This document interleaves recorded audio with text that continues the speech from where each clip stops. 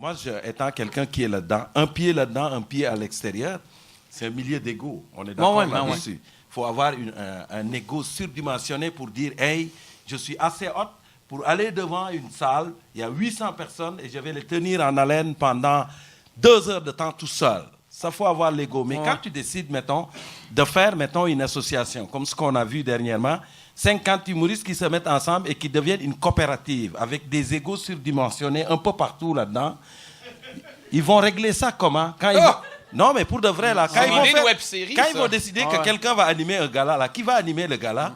Quand ils vont dire, ben toi, le petit là qui vient de commencer, ben au gala, là, tu vas être payé la moitié de l'autre parce qu'il est plus que toi, il va dire, merci, c'est un... J'étudie hostie. Ah oui, non, t'as le droit. Tu vois?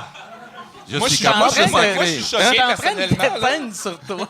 Moi, je suis fâché. Ça va finir comme disait mon grand-père, puis ça va être une joke de pédophile. Mais...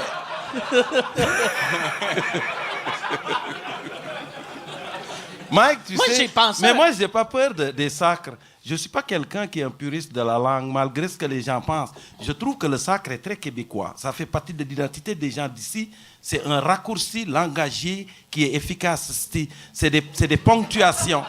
C'est quand tu dis une virgule, là, un Chris peut le remplacer. Qu'est-ce que tu veux, Chris? Je vais te...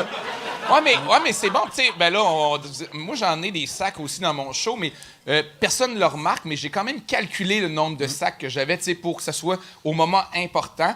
Mais des fois, tu perds plus. Tu sais, c'est Seinfeld qui disait un peu sur les vulgarités, tu sais, genre, si t'es capable de faire rire sans vulgarité, t'as réussi de quoi d'encore plus noble, tu sais. Mais je pense que c'est pas un punch sacré, c'est juste ça, à un moment donné. Ben, ça aide. Quand tu te rends compte, oui, ça aide, mais faut que tu le fasses à certains moments, mais je sais pas.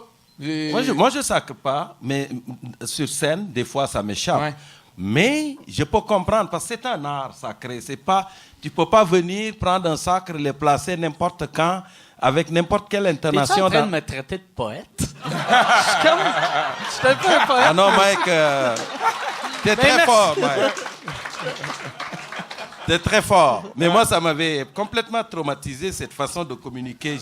J'avais des amis madelinos, je vous raconte l'anecdote. Puis, à un moment donné, je me suis rendu compte que les deux, ils communiquaient entre eux en puisant seulement dans la famille du Christ, un seul mot. Il y en a un qui a dit hey, hier, là, il m'en a crissé un bon, j'en m'en contre crissé, mais là, quand il m'a recrissé un, j'ai décrissé. Et là, son copain lui répond t'as crissement bien fait, tu parles d'un petit Christ, oui. Non, mais imaginez le nombre de vocabulaire que tu peux sauver c'est avec un seul mot. Tu le mets avec une intonation, tu le changes et tout. Et donc, si tu as l'art de le faire comme toi, tu le fais. Moi, je t'enlève mon chapeau. C'était quel humoriste québécois qui avait le gag qu'on est comme les schtroumpfs?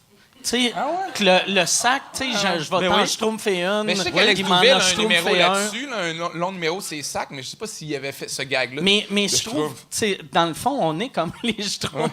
Oui.